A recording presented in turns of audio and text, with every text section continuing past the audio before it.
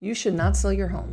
What? I know, it sounds crazy, right? Having a real estate agent tell you should not be selling your home. The reality is that I tell people that all the time. I go into people's homes all the time and I tell them they should not sell their house. In today's video, I'm going to go through some of the reasons why you definitely should not sell. And I'm being honest, I'm not being a salesperson. I'm telling you there are real reasons why you should not sell your home.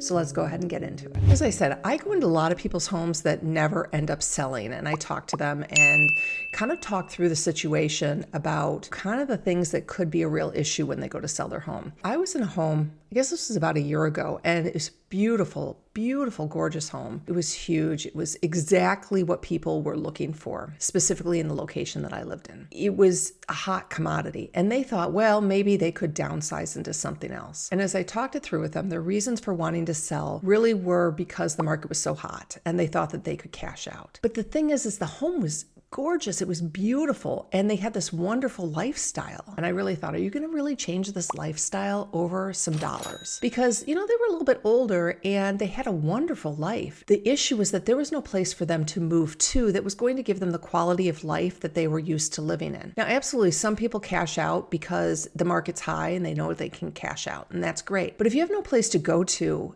and your quality of life is going to suffer, I really want you to think about, is the money worth it in the long run for your quality of life? So at the end of the meeting, this was a beautiful home, a beautiful listing, and I said, you shouldn't list your home. There's no place for you to move to.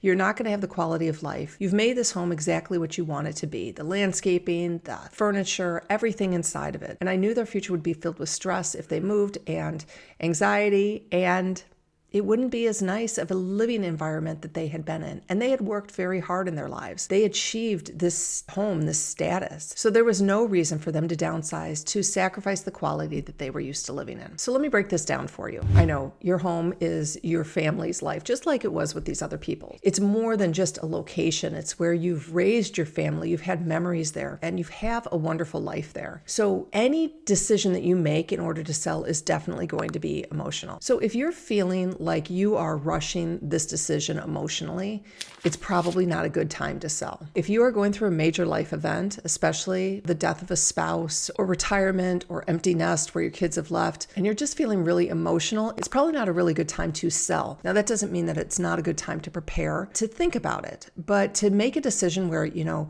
spouse has died and it's just time to go ahead and sell, that's probably not the best time to make that decision. So number one, if you're emotionally rushing the decision, I want you to take a break and I want you to step back a little bit. Number two, this is my biggest one. This is what I talk to people about all the time. If you haven't figured out where you're going, and it really depends on what market you're in, because in some markets, there is a lot of inventory, and in some markets, there's no inventory. So many times I'll get people calling me and they've lived in their house, for 30 years. And they're like, oh, we really need to downsize. We don't want this colonial home. It's too big. We don't want to pay the taxes. We want to downsize to a nice ranch with 2-car garage and, a basement, maybe some assessments so we don't have to take care of the lawn. And I'm thinking, in the Chicagoland area, there's just nothing like that. There are no homes like that. And so those people have to start early by realizing there's nothing like that they're actually looking for. There's actually no inventory. And so that's really hard when they don't know that from the beginning. Let's say they decide within, 3 to 6 months, we're going to get moving, but they don't know where to go. So I'm going to tell you all to step back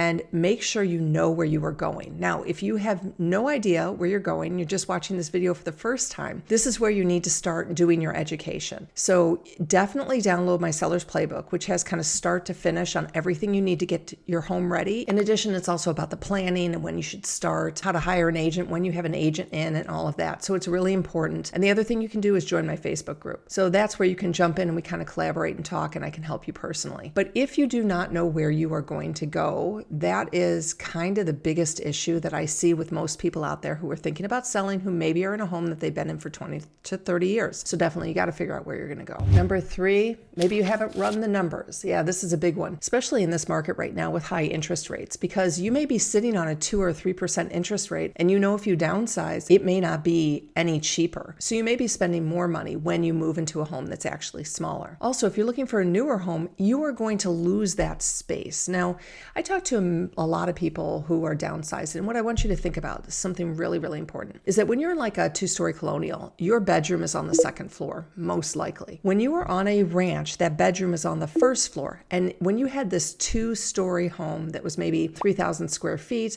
and you thought this is great space, maybe we can downsize to something, maybe it's about 2,000 square feet with a bedroom on the first floor. Now, the issue is that the bedroom on the first floor is taking up that living space. So maybe that bedroom is going to be 150 square feet on that first floor. You're actually going to be taking up room from that 2,000 square foot home. So the home is actually going to feel a lot smaller on that main living level because you have that second floor bedroom that you used to have now on your first floor. So your living space is definitely going to be changed. So it's really important that you get into homes ahead of time to kind of see how that space feels. Is 2,000 with a first floor primary, is that feeling good to you, or is it feeling, like you're too tight in there? So that's going to help you figure out the numbers, because if you don't kind of know what you're looking at, what you're getting for that, you don't know if you're actually going to save any money. Okay, the next one, you don't have a plan for buying and selling. And I'm going to tell you, buying and selling a home at the same time is really, really hard. I've got a lot of videos about this. Because of the lending laws out there, if you don't have an income, you might not be able to get a mortgage. So it's really, really important you talk to somebody very early on. In addition, the stress of buying and selling and closing on the same day can be really difficult. So now these are all the things, like I said, that I talk about with people when I go in and I talk to them about their homes. These are the exact questions that I ask those people. And if you are talking to an experienced agent in your area, that agent should be able to walk through this with you. Now, I know there are so many of you who are afraid to have agents in, and I totally get that because many agents are not good. I've talked about this many times. Many real estate agents are not good. And so a good agent is going to help you kind of come to this point on should you actually move or not. Not every agent is a salesperson. And so when you start looking at agents, talking to agents out there, it's really important that you're talking to somebody who has a lot of experience. And I'm talking a lot of experience. I like to see 150 sales within the last 5 years or so. Now, it depends if you're in a luxury market or not. If you're in a luxury market, that might be less. If you're in kind of a lower price point, that could be more. Keep in mind that any agent that sells over 400 homes in the last 5 years or 80 to 90 homes a year is very, very busy. So just when you're kind of looking out there at your people, either on like Homes or Zillow, or just doing your regular search when you're talking to them, you want to find out how many homes they've actually sold. And here's a trick. Many newer agents will tell you how many their brokerage has sold, not how many they have sold. So you want to be specific. How many listings have you had and how many buyers have you worked with in the last year? And that's going to give you a good gauge. So if you're talking to an agent who has sold over 150 homes in the last 5 years, you're probably going to be able to have this conversation with them, because in the end, real estate agents do not want to take listings that are overpriced or their sellers are not motivated. So the very worst thing that somebody can say when I walk into a house and they're thinking about selling their home is, well, we don't have to sell. That is like the worst line. And the reason why that's the worst line is it's not because of me. It's because they don't understand the trauma and the effect on their lives that it's going to take to get their home on the market. Meaning they're not really super serious. They're just trying to test the market, which means they're probably not going to put in all the time and effort to get the home ready. When you say, we don't have to sell, it means probably you shouldn't sell. Like that's truly what I'm going to tell you is if all of you out there, if you're thinking, we don't have to sell, then don't, okay? I'm telling you, just because this is such a process that people take 1 year to 2 years to get ready to do and to maximize the dollar amount that they're going to get out. So if you think we don't have to sell, then don't.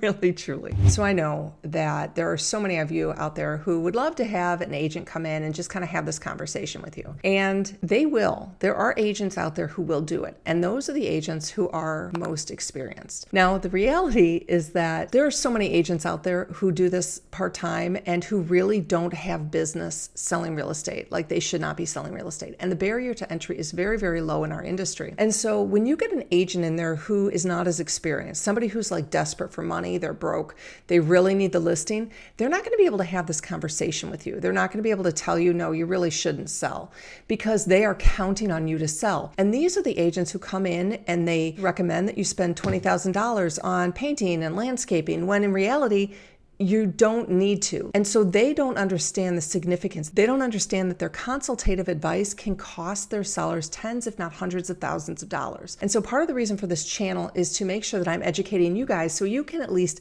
be educated and ask the right questions when you have somebody sitting in front of you. So I promise you, if you have an experienced agent in front of you who is sitting there and you're going through all these questions and you're saying all these things to them, like if you were talking to me back and forth, that agent should tell you, it's probably not a good time to sell. And those are the agents who are going to be honest with you. Now, as you know, I've referred out, over 1,100 sellers in the last year. And these are two experienced agents. And so if you need an agent, go ahead, click the link below. I'm more than happy to help you find an agent where you can put them in front of you and you can get some honest, really honest advice. The ones that I went over that you shouldn't sell are pretty big, but these are some things about why you may want to sell. Now, if your home is too big for you, that is definitely a reason to sell. So then I want you to go back and I want you to run your numbers and I want you to see how much is it going to cost you to get into a smaller home.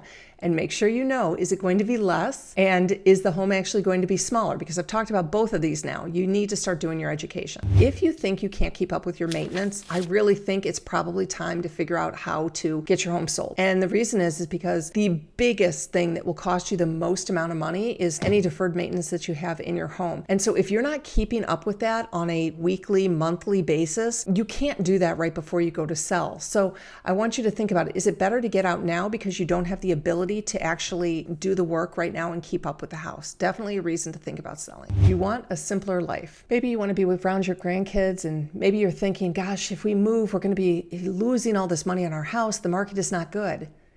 But think about it. How much would you trade to be near your grandkids or your kids? How much would you trade to be in a better environment, a warmer climate? How much would you trade for that? So it's not always about the money. It's not always about how much money you're going to make on the other side. Yeah, you may lose money. You may lose $10, $20, $50, $100,000. But I want you to think about it. Is that worth it for you to make that move, to have that life that you really want? And sometimes I do say to people, listen, it's not always about the money.